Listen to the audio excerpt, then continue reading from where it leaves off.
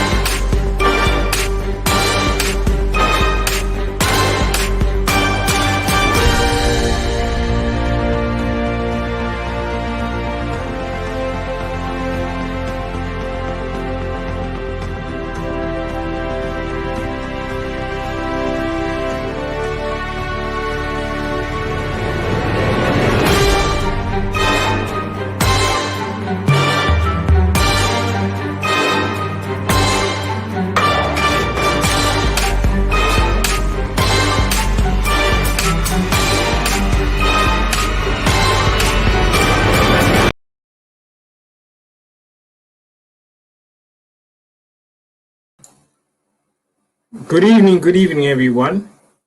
How are you doing? Welcome to the Big Sky, and I'm your host, Isaac Yami, and it's a pleasant Tuesday today. And I'm quite excited because today is our last episode of this season, so we're going to go out with a bang, I believe so, and today's going to be an interesting day as usual, and as usual, I always have a co-host, Michelle. I'll welcome her back. Hi, Michelle. Hi, Isaac. How are you? How are you doing? I'm good. How are you? I'm all right. Are you ready for the last episode for the season? Yes, I am. I'm kind of sad, but I'm kind of excited as well because, we have to end it so we can start new things and focus on different type of things. So I am kind of really happy, but a little bit sad that it's ending. Yeah, me too as well. And if you care, if you wouldn't mind, do you think we can recap a little bit just to have people catch up from what we have been discussing about during the season, and some of the guests. I'll go forward first. We interviewed one of the youngest people ever, pilots, and there was Captain Els, and there was what's the name from Ghana as well? Her name was Audrey. Audrey. And like for me, those are the two highlights, okay. We had some really amazing people who are watching us today for the first time, and people who have been watching us for quite some time. Thank you for supporting us and everything and following us every week. Uh, at Big Sky, we had such amazing people. Today is our, I think, 12th, 13th episode, right? Yeah. I think.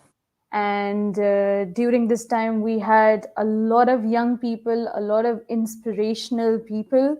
We had this season. It was really good. We had pilots, cabin crew people, we had aircraft maintenance people, and we had two of our professors as well in the last 2 weeks.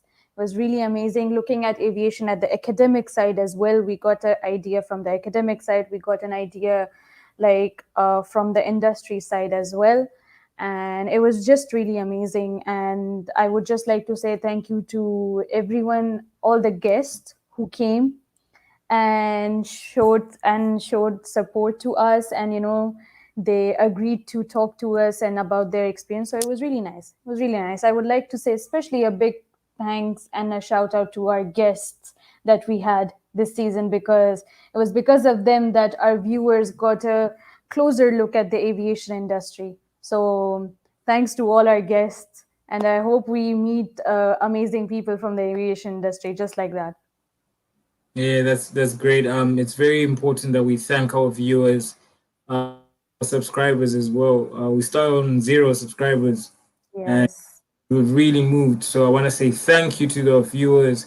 Keep on sharing, keep on telling your friends, and aviation to the world. Fly Wings Aviation. We're changing the mindset of aviation one person at a time. And today, like I said, is our last episode for season one.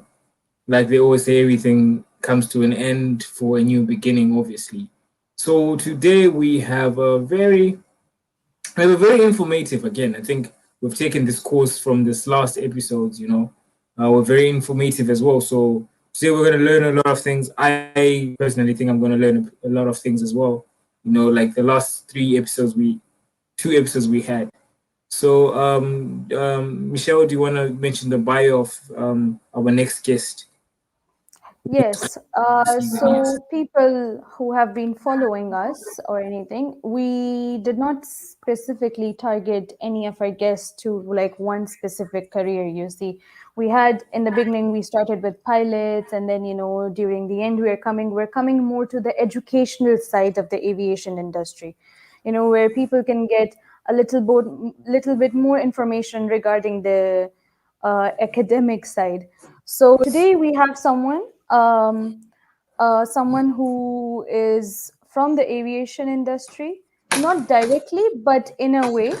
As I said, there are a lot of things that connect aviation industry, and today we are going to discuss a topic which is very uncommon, but is becoming very common in the aviation industry, and that is aviation sustainability.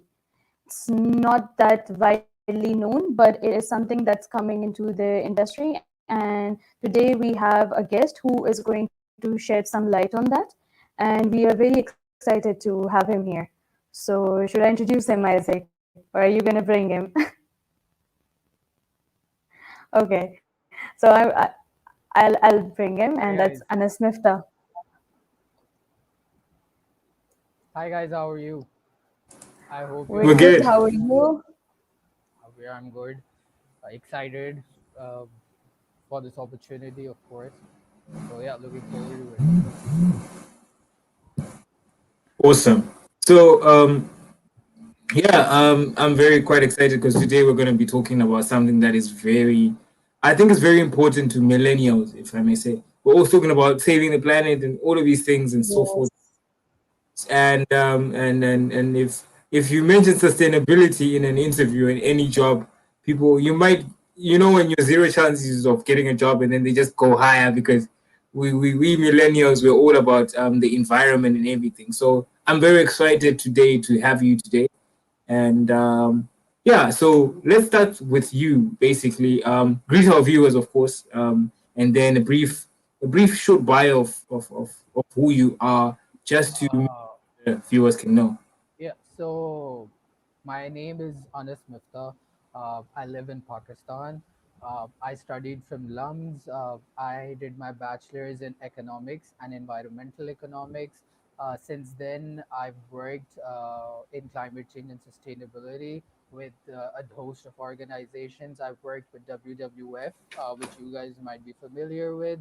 If they're not familiar with, they're the company with the panda logo, the black and white. I've worked with the Asian Development Bank for a year. Asian Development Bank is a multilateral financial institution, and I worked with them on climate change and climate change reporting and sustainability reporting. And in addition to that, I've worked with a host of organizations, corporations on different climate change and sustainability related projects. Last year, I started my master's at MIT. I'm doing my master's from there. It's an MSc in climate change science and policy. So basically, we're trying to convince stakeholders, big businesses, governments to get their act together and cut the shit and actually do something about it. basically me in a nutshell. So yeah, that's me. I've always been passionate about it. I've had a very academic interest in it since my undergrad days, um, and so yeah, I've made a career out of it now. Wow. Wow, this I want to say this. We have saved the best for last. That was very powerful, and I am very excited. That's a very good way of welcoming us as well. Okay, so let's start talking about you like in a bit more detail, and we want to know about you, and our viewers want to know about it as well. So I want to ask you, what made you choose sustainability as a career? I understand that it's very common now, like in the last, let's say, 5, 10 years, it's become very common. But you're saying that you were always passionate about it as a kid. So, what made you choose sustainability as a So career? sustainability right now has a business case attached to it, but 5 6 years ago, business cases for sustainability were few and far in between, and it was more of a moralistic responsibility for people to engage in sustainability. And I think that was the reason that attracted me, because I observed people shirking their civic and social responsibilities when it came to people around them and when it came to the environment around them. And as we discuss in this, as we go along in this interview, you'll see that sustainability essentially means taking what you have, but preserving it in a way that you give what you have and you provide the same opportunities for generations that come after you. And I think as people right now, we have a responsibility to do that, because we can't be the generation that lets go of the opportunities that this world provides us. We have to be better than that.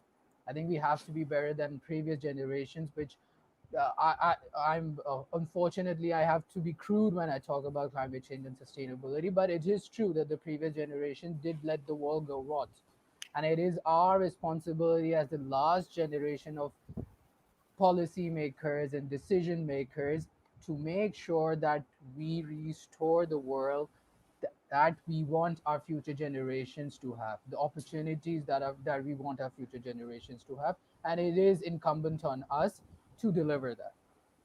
So yeah, that's how I started off in sustainability. uh, in my second year of my undergrad, I was extremely inspired by one of my professors, who had a PhD in environmental economics. uh, I've always been interested in economics. I'm a huge fan of it, I'm a huge advocate of it.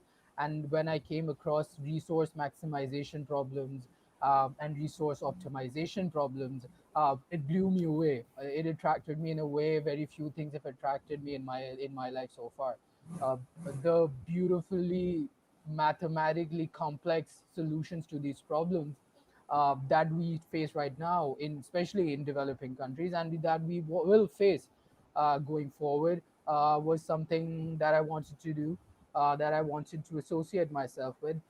And for me, it is the biggest problem that we face as a generation, that we have faced as a civilization. And to be on the cusp of solving that problem is a high that I don't think any other thing can give me. So yeah, that's the reason why I was always that I was attracted to the field. I've been lucky enough to work with organizations that have allowed me to impact our understanding of climate change, that have allowed me to instruct governments and public institutions and private institutions, and to play their part in rectifying the problems that they've caused. So yeah, that's me basically, and my relationship with climate change and sustainability.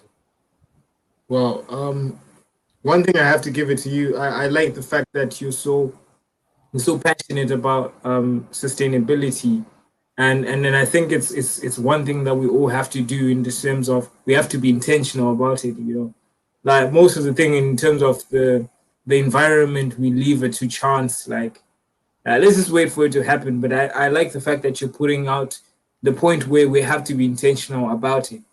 And I'm quite interested in what you're currently doing right now. You said you're doing a master's Yeah. in from MIT. Like, take us through the masters at MIT. Like, what is So it about? Yeah. yeah. So I started off in 2020. Unfortunately, because of COVID, I couldn't attend in person, but I attended it online. So the program is basically based on advocating for climate change on a stakeholder level. So what you're trying to do is you're trying to improve understanding of people who are at that executive level, who have the power to make big decisions. Uh, so the title is pretty much self-explanatory. It's climate change science and policy. As students of that program, our aim is to understand the science behind climate change and to translate that into policy for stakeholders. So what we'd be doing is we'd be communicating with the UN that I currently work with. That we'd be communicating with governments on different scales, and we'd be trying to come up with frameworks that allow them to combat the climate crisis. Right now, I personally work, my area of specialization is climate finance. That basically, for those who are uninitiated with that term, it basically means I try to get money from developed countries to developing countries for climate related adaptation and mitigation projects. There's a slight difference between adaptation and mitigation projects.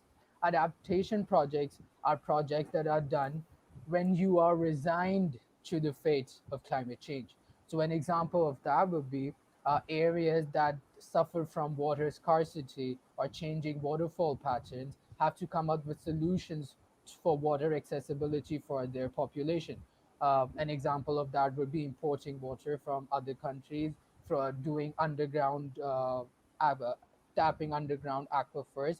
That is an example of an adaptation project. A European example of that would be that a lot of cities in Holland now have installed dikes because of rising sea levels, because they want to protect themselves from rising sea levels. That's an example of adaptation. An example of a mitigation project, that is the focus that we'll be discussing about today, is corporations and governments doing their part to limit their carbon footprint, to limit their footprint basically on the environment. So that's the two areas that I currently worked on as a specialist in climate financing. Again, this stems from my graduate studies at MIT, where we're trying to develop climate financing frameworks that will allow developed countries to transfer capital, to transfer resources, to transfer knowledge to developing countries, not just on a government level, but on a corporation level as well. So we'll be looking at these big companies who want and should be transferring resources and knowledge to their counterparts in developing countries. So that's basically me and my program at MIT. It's been tough as hell because I'm not on campus, of course. It sucks to be not on campus. Uh, it was a difficult 2 year period because I graduated from LUMS in 2018. And since then, I've been trying to complete my graduate studies, but certain financial and non financial factors meant that I could not do that. But thankfully, I was able to do that in 2020. And yeah, we are a whole cohort of people that are trying to bring about change through academia, through policy. And yeah, that's about it. That's what we want to do.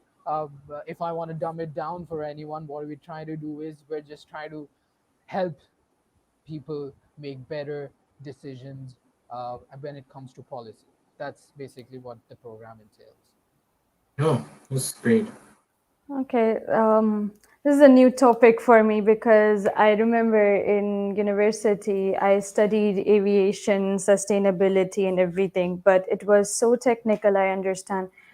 And also, thank you for telling people that it's not important to, like people think that they have to continuously study that after your undergraduate, you have to go to your graduate, like move to your master's instantly, and that you faced financial crisis and there were problems.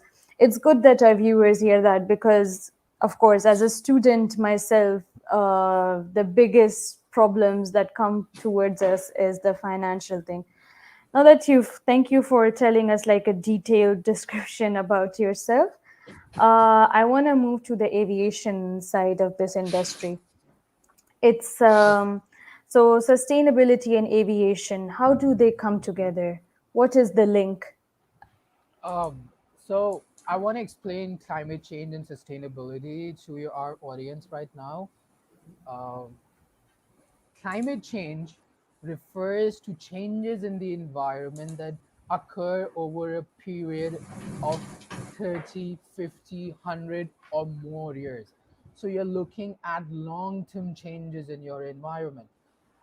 Now, there are certain parameters, environmental parameters, that we use in order to judge how much climate has changed.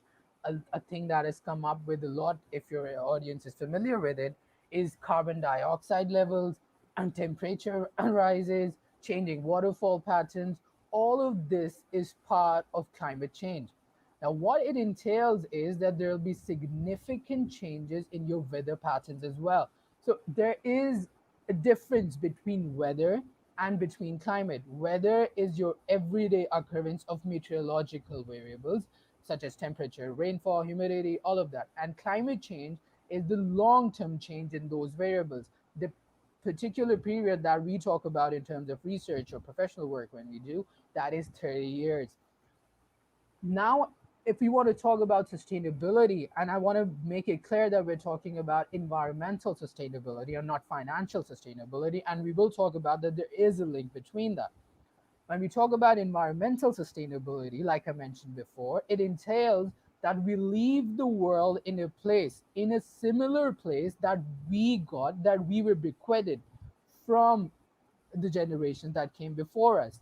Now, basically, that what that means is that we allow the future generations to have the same opportunities and resources that we had when we were in a position to make decisions. That allows, and that itself is the main framework that everything is built when it comes to environmental sustainability. It means using resources in a sustainable way. An important part of that is using, for example, fossil fuel resources or other mineral resources in a way that we allow them to regenerate uh, for future generations to use it and to you have the same opportunities that we had going forward. So yeah, that is basically climate change, and that is basically sustainability. When we talk about aviation and sustainability, uh, again, I apologize for being crude right now, but aviation isn't exactly a very sustainable industry. The basic currently employed business plans in the aviation sector are not environmentally compatible with a lot of things that we want to do. Like I mentioned before, one of the key words or jargons that you may come across is carbon dioxide levels or GHG emissions. GHG emissions refers to greenhouse gas emissions. So I want to explain it to people because I love explaining this to people. Anyone who's familiar with the word greenhouse, anyone who's into farming or who's into gardening will be familiar with the concept of greenhouse. A greenhouse is basically a structure that traps heat. What it does is that when it traps heat, it allows us to maintain a temperature that is good for plants and that is good for gardening. Now, the greenhouse effect is very interesting because there are these gases which are naturally occurring in the world, which forms this greenhouse effect around the earth. But because of human activities, the concentration of these particular gases have has become so high that this greenhouse effect is extremely amplified right now. And what is happening is that the amount of heat that the earth is now trapping is so much higher than what it should be. And when that happens, things go haywire. And when that happens, you get wildfires with increasing temperatures, you get icebergs melting, you get permafrost. That means big pieces of the Antarctic will be completely falling off and going into the ocean. Sea levels would be rising, there'd be droughts, there would be natural disasters. All of this stems from this greenhouse gas effect. The problem now when it comes to aviation is that aviation is a major contributor of greenhouse gases. The aviation industry contributes close to 4% of the global greenhouse gases every year. And that's huge. And that is huge. And that continues to worsen until the COVID-19 pandemic, because the aviation business models were designed in a way that they maximize financial gain at the cost of environmental sustainability. And no one was aware of it. But I'm sorry, I should rephrase my document, rephrase my wordings, because they were aware of it. They are aware of it. Everyone's been aware of it for 30 years. But no one wants to do anything because it costs money. But what is happening now is that the cost associated with climate change disasters and climate change impact is so much higher than the cost associated with mitigation adaptation activities. So now there is a business case for environmental stewardship and environmental sustainability. And it's great because it pays my bills. And in a way, I'm happy about that. But in a way, I'm also very sad about it, because everyone's known about it, but no one's done anything about it. So yeah, that's aviation and sustainability in a nutshell. I would also like to tell people that in 2010, the ICAO, which is the governing body when it comes to aviation, uh, signed or put out a pledge which said that from 2010 they would reduce greenhouse gases going forward every year by 2%. We're in 2021. The last figures that they put out was in 2018.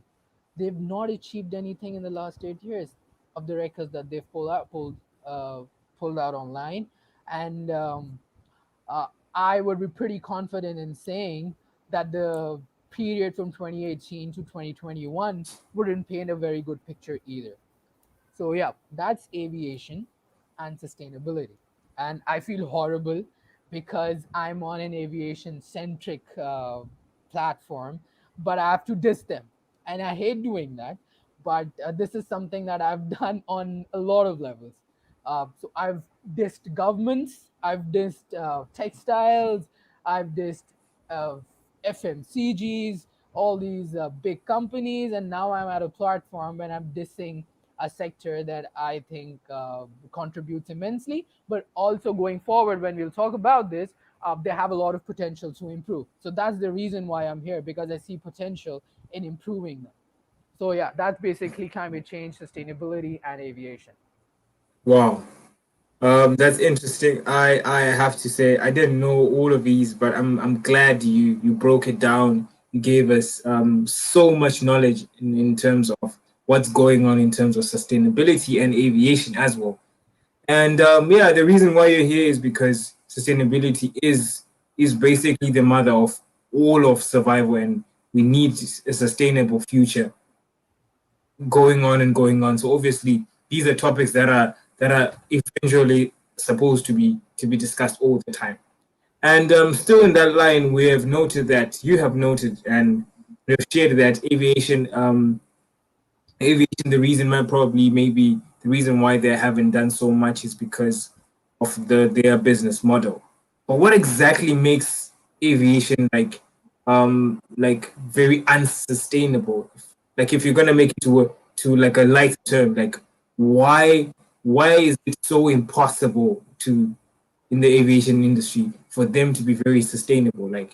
There's Like only one reason that aviation is environmentally unsustainable right now, and COVID has gone a long way to subside that, and that is short haul flights.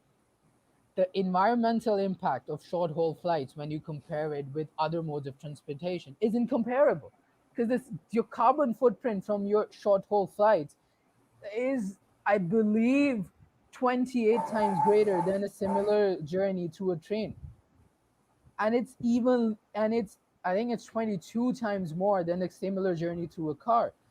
That's crazy.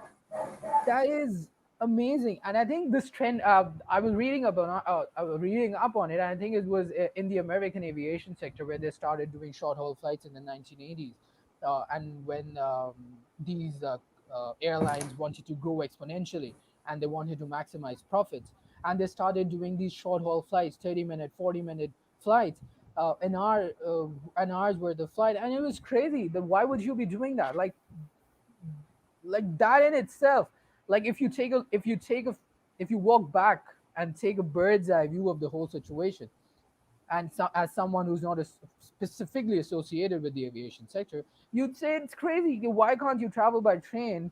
And why are you taking that journey through a plane when the footprint of that whole operation is immense?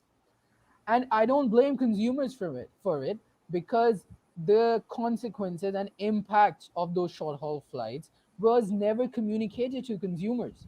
And I think that is where we identify the major problem when it comes to sustainability. When you talk about sustainability, there's often this argument that consumers are not interested in, but that's not true. That's not the case. We're all conscientious consumers.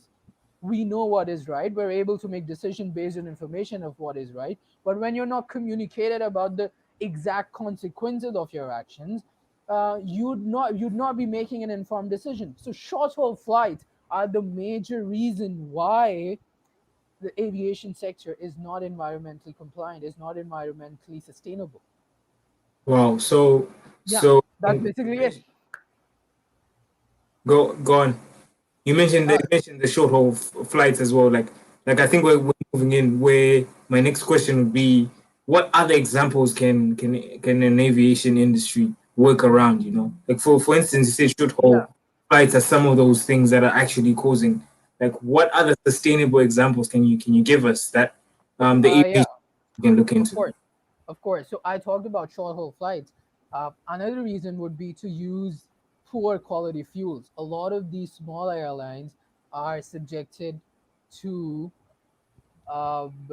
legal tenders, legal cases where they're accused of using poor quality fuels.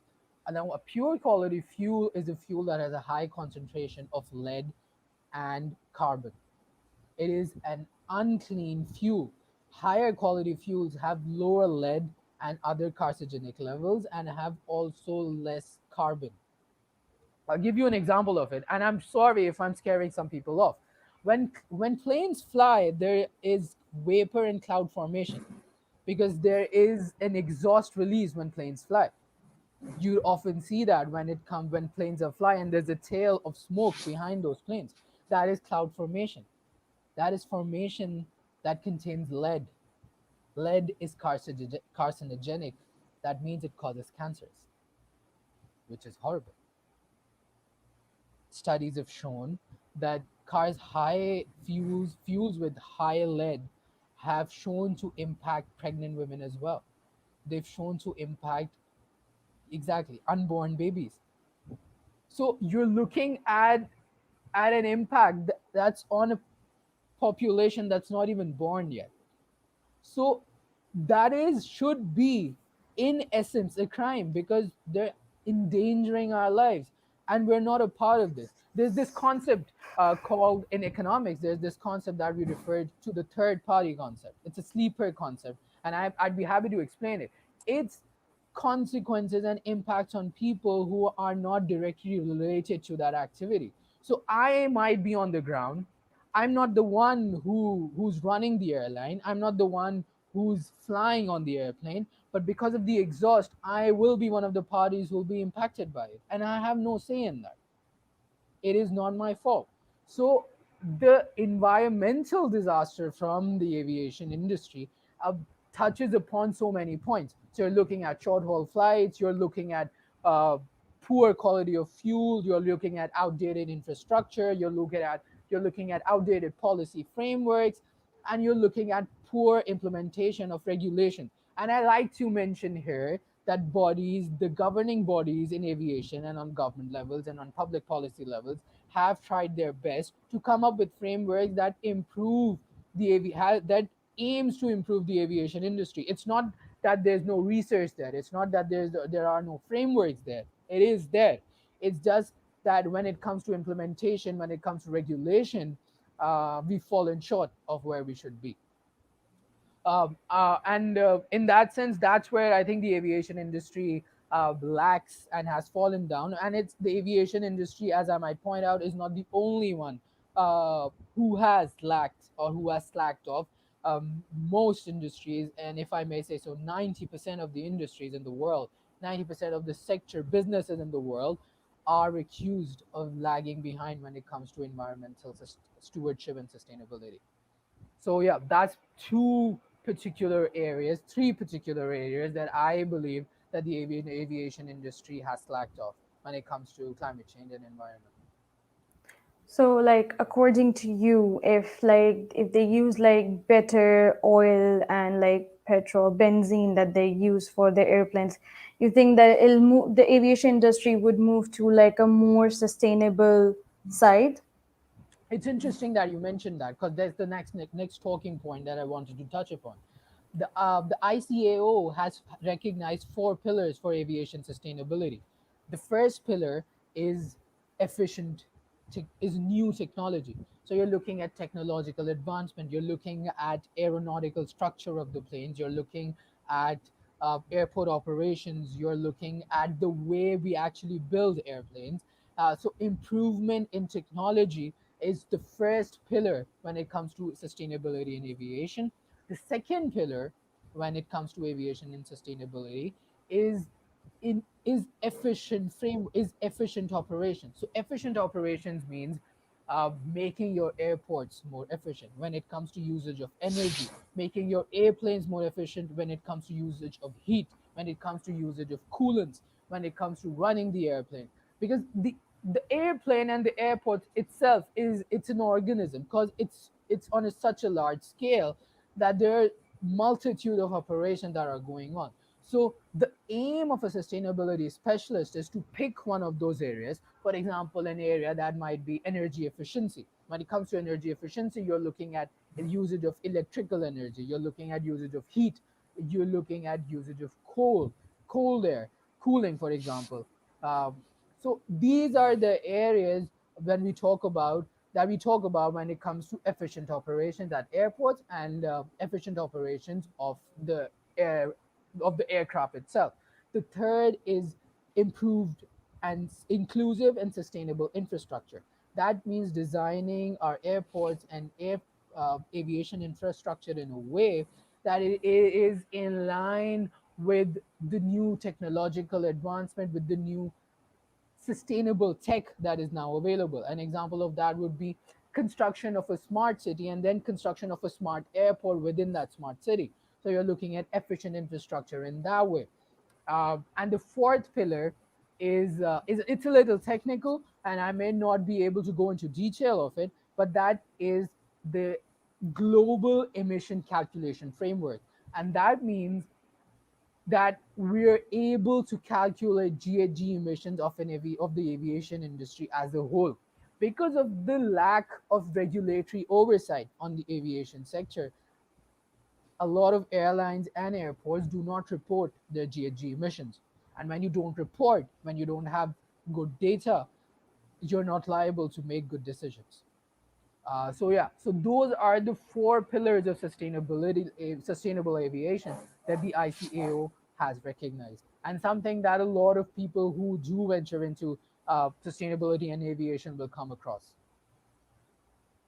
Wow, that's very interesting, and a bit relief in the sense that there are plans that are being made, but then, as you mentioned, maybe it's going wrong on the implementation part, where obviously the aviation industry has to put more effort and be more intentional about it.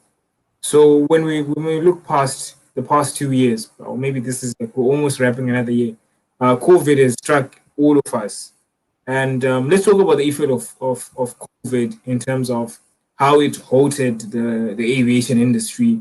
And did you think it actually is helping to shape the aviation industry in the next coming generation? That it has given them time to at least think about what's going on, because the aviation industry was hit so hard because of COVID and everything. Do you think at this time it has also allowed the aviation industry to think about stuff that they're not doing right, and so forth and so forth. Well, what's your take on that? Um, so I believe that the aviation industry was completely decimated because of COVID-19 pandemic. Airlines closed, airports closed. Uh, the number of layoffs in the sector were incomparable. I am very sympathetic to that, but in a way, I'm also relieved about it because the COVID-19 pandemic has led to a restructuring of the aviation sector. So, what you're looking at is, so I'll touch upon 2 points. The first one is that the aviation industry before the COVID-19 pandemic was a failed market. Now, what is a failed market? A failed market is a market that allows poor airlines to function. And what I mean by that is that it allowed airlines that were not particularly efficient, profitable, or were running well to function on government subsidies, on taxpayer subsidies.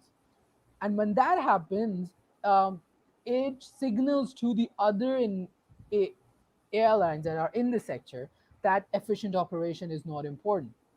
What the COVID-19 pandemic did was it handcuffed the governments and handcuffed and curtailed their subsidies to these particularly badly run airlines, and a lot of them closed down. And what it did was it's improved the market, it improved markets efficiency in the aviation sector. The second major reason that it's done is, and this is on the behavioral aspect of people who are in sustainability, is it's allowed them time and perspective to look at non-financial parameters when it comes to the aviation sector. It's given them a chance to realize that non-financial parameters going forward will be immense when it comes to building a business case for sustainable, when it comes to building a business case for aviation. Because going forward, if the aviation landscape is changed in a way that it is irreversible now, people won't fly as much as they want to, people won't fly as much as they need to. So, how do airlines restructure themselves? How do airlines keep in mind non financial parameters and reshape their operations in a way that they keep in mind these non financial parameters, but also build themselves in a way that they're financially profitable? And going forward, I have this inkling that governments will be less inclined to subsidize the aviation sector because technology has meant that it is no longer indispensable. For a very long time, I think for 50 years after the World War II, I think since the 1960s, when flying was glamorized, we've thought of it as an indispensable service. We've thought of it as something we can't live without. But I think what COVID-19 pandemic has done for people, for consumers, but more importantly for these aviation corporations is that it has shook them, thankfully, in a way that they now have to develop their business models, keeping in mind that they're no longer an indispensable service. So yeah, that's how I think the aviation sector will regurgitate, will reformulate, will reshape itself. But because it is such a huge sector, it is one of those sectors that we consider as too big to fail. Because humans will always have this fascination with flying. They've always have it, had it. They will always have it. I don't know what it is. I'm not a particular fan of it.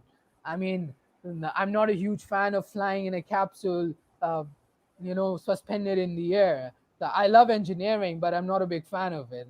I wish I could try to trust engineers more, but I don't. But as a kid, everyone has this fascination of flying. And because it is such a humane part of our existence, because it is a fascination that we've shared with our ancestors, that we'll share with future generations, I think it's a field, it's a sector that will always be there. But how it reshapes itself is important. And going forward, the consumers, I think, will have a bigger say in pricing, in the way the aviation sector works. I'm sorry for going on about this, But I'll give you an example. In the US, there are airlines which are now reporting the carbon footprint of the ticket, of the journey that you take. And you are able to pay for your carbon footprint on the ticket. Um, and that implies a financial cost to the consumers. But in studies, it shows that people are more willing to pay because they want to play their part when it comes to climate change, when it comes to sustainability. So they're willing to pay extra for the same flight uh, as compared to, I don't know, 2 years ago. But it is completely dependent on transparent reporting by these airlines and corporations. So yeah, that's I wish I could write shorter sermons, but I get too tired to stop. No, it's okay. We're learning a lot. But as we're getting to the close of the show, obviously, I want to say, like, I've really learned a lot today, and I want you to clarify a few things. Maybe why you think it's very important for the young generation to understand, like, if you really want to go into aviation, and this is what we stand for aviation, like, why is it really important for them to understand this? Because it is very harsh on the ear, I know, but they also need to learn this as well. So um, it's unfortunate, but I'm gonna just come out and say it. Aviators right now and aviators going in the future will be unlike aviators in the last 10, 20, 30, 40, 50, or 60 years. The aviators that are going to come out of the COVID-19 pandemic are going to be completely different because they're going to have a complete different perspective of the sector. And that allows them to have a perspective that will be completely different to their predecessors. And the hardship that this whole cohort has faced, the aviation cohort has faced in the last 2 years, I think will propel them to come up with solutions that dictate, that govern the aviation sector in a way that it will be environmentally sustainable. There is no escape from it. You'll be crucified if you don't improve. I am not mincing my words when I say that you will be crucified if you do not improve. And it is incumbent on people, and this is no longer a conversation for people who will be sustainability officers when it comes to the aviation sector. This is not a conversation just for them. This is the conversation that will seep into the marketing, into pricing, into finances, into operations, into quality assurance, all of these. But when each of these departments sit down and design their operations, sustainability should be a point in their agenda. And it will be ubiquitous, it will be harsh, it will be defying, it will be cruel, but it will be necessary. Sorry, it is necessary. There is no time now. The time for discussion was 10 years ago. The time to act is now. Now, And it, and that relates to sustainability in aviation as well. If you don't do it, you will be left behind. And as the governing dynamics and the economic markets dictate, when you're left behind, eventually you'll be out of the market. And if you're not serious about sustainability and climate change, you'll be out of the market as a professional. So I'll regurgitate the point that you said when we first started off, that when you mention sustainability in your profile now, your probability of you being pertinent to a position goes up dramatically because it signals to your employer that you know the shit that is flying around. I'm sorry, I don't know if I'm supposed to use that word on this platform. I apologize if I've offended someone, but you know that when they know that it's a market that is completely unprecedented. And if you're ready to combat that market, you're someone who's suitable for that. So, yeah, that's basically sustainability professionals in aviation going forward. Wow. Okay. So now that you've literally cleared everything and we are towards the end of our show, any advice you would want to give young aviators who are watching us, who are also passionate towards the sustainable side but want to become aviators? You know how they both like maybe like 5-10 years ago, sustainability and aviation were not at the same table, you can say, in a way. But now as time is going by, you're saying that aviation companies, airplanes, airports, everybody is like following up to the sustainable part as it is necessary. So now if somebody wants to be a part of the aviation industry but wants to help at the sustainable side of the field, what advice would you give them? The first, what I will say to people who are interested in sustainability is it's a great time to be interested in sustainability. One, because you're doing great work for the environment. Two, there's a lot of money to be made in this now. According to, because I am an economist, so I love talking in terms of figures and statistics. Sustainability and climate change right now is a $20 trillion industry across the globe. That's a lot of money.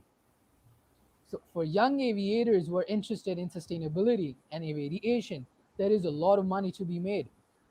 The first thing that you have to do is you have to be extremely passionate about it, because you'll face a lot of drawbacks. You'll face a lot of resistance when you come into this field, because the problem is that those who make decisions for these large corporations will always have this, that you'll always face this roadblock. But then that is where your skills come into practice. You have to improve the communication, because sustainability has very technical terms and it has a very technical side. I've explained it in very layman terms right now, but if to be truth to be told, it's very technical. It involves a lot of science to it, and an ability to translate that effectively to people who do not necessarily have a science background is an essential skill going forward for anyone who's involved in sustainability, especially for someone who's involved in aviation in sustainability. So that's one of the, that's, I think, the main skill that you have to develop. You have to be extremely passionate about it. You have to be well read about it. The last thing, which I think is cardinal to your career as a sustainability specialist in aviation, is you have to be able to identify that your sector is a major polluter. The The ugly level of truth. hypocrisy that is The associated with some of the major polluting sectors when it comes to sustainability professionals is one of the main reasons why we haven't progressed as much as we should. Because there are a lot of sustainability experts and specialists going around in the world, but the level of uh, improvement that we should have seen, we do not see that. And the major reason for it is that there is a level of hypocrisy when it comes to major polluting sectors. Recognizing that your sector is a major pollutant sector means that there is a bigger problem. And the bigger the problem, the bigger the opportunities that you have. So, as a sustainability aviation specialist, when you go to pitch for a job, for an opportunity, for a project, try and recognize all the problems associated within the sector. The more problems that you recognize, the more opportunities that you will see that there are to show these corporations or employers that you will be an asset for their companies. So yeah, that's basically the three areas that I think is important for potential or prospective sustainability aviators. Thank you so much. And like I said, if you have sustainability on your resume, it kind of really lightens the load in terms of competition among us being interviewed, or rather it's an area. I like the point when you said where there's a lot of problems, there's also a lot of opportunities to also fix all of those problems. And I just want to say thank you for gracing us today. I believe we have learned a lot as well, and it's important that we have discussions like this as well, because these are the realities. Like most of the time we have all of these fun things, and as you were mentioning that as humans we have this fascination in terms of wanting to fly. And yes, it is true. We definitely love to fly. We definitely love to move around as fast as we can, hence the short haul flights and all of these things. And there are also consequences to our needs and to our demands as well. So I'm very happy that you highlighted that the certain consequences to our most loved industry. But at the same time, so many problems being there, so many solutions can also be there to rectify these things. So thank you so much for joining us today. And I believe for everyone who was watching, thank you so much. And environment is all we have, and if we do not take care of it, guess what? Our future generation will also suffer.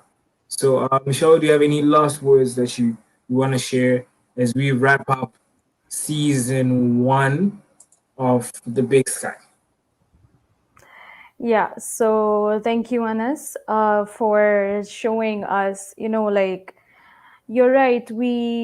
Any industry, not just aviation, where you're working, where you're part of the industry, you always intend to look at the bright side, the happier side, the greener side, of the grass. And you forget to see that there are faults in all industries, including our own. And talking to you, it was really nice because we would want our viewers to see that it's not just one perfect industry. There are flaws in an industry, and as you said, to be an aviation sustainable person, you need to recognize those things. You can't like just have a blindfold and be like, everything's perfect, everything is great, everything is green here. Of course, we have to accept that we are a part of this world, and we have to do our best to take care of the world as well while we are working in our aviation sector. And that's why I really find it fascinating that aviation and sustainability go together, because we need, if we as aviators don't accept or recognize the problems in our sector, then who is going to come and tell us? If we ourselves are not, what do you say, mature enough to accept that it's a great industry. Yes, there is a lot of fascination with aviation. It's a good industry, but as usual, we always have to accept and face that there are negative things also in the industry. So thank you for highlighting that. And I'm sure if somebody who loves aviation and who is very passionate about sustainability would want to go into a career or into this side of the industry and help the environment as well. And as you said, you need to be passionate. I've been saying this for the last whole season, that to be an aviator, you have to be passionate. You need to have that instinct. And the same thing goes. So imagine if you're in aviation and you want to go into sustainability, then you need to be the most dedicated person out there. So thank you for telling us that, and thank you for saying it in, what do you say, harsh words, you can say, in a way, but we let it go because you're our guest. But thank you so much for coming to our season's finale and touching a topic that is not very commonly discussed, but does need to be, talked about. So thank you so much for that. And I learned that, yes, as an aviator, I love this sector. It's an amazing sector. I love it. But yes, there are some negative parts about that sector, and I have to be mature enough to accept that my industry does have negative parts as well. So thank you for that. Awesome. Um, So Thank to you guys everybody, for having yes. me. For Thank you guys for having me. Thank you for a lovely discussion. I hope I've improved some people's understanding of the subject, um, and that's my responsibility as a climate change activist. It's to get any opportunity to teach people about climate change, because it's pretty bad. That's the basic outline. It's pretty bad. the urgent we act on it, the better it is. So thank you everyone who's listened to it, will listen to it. Thank you to both of you, Michelle and Isaac. Loved being on the show, and I look forward to your season 2. Awesome. And with that, thank you so much again. And I want to thank the viewers specifically who have been with us from episode 1 to episode 13. Thank you so much. Your dedication for giving us time. It's a commendable trait, and we also want to say thank you to you guys, and continuously stick to the space. And we're going to take a short break as we prepare for season 2, but we're not going no that long, but we're coming back better, brighter, and we have more in store for you. So it is Flight Wings Aviation. We aim to equip, inspire, and empower. Power. So from us and the team, it is a goodbye, and we'll see you in season 2. Bye, everyone. Bye.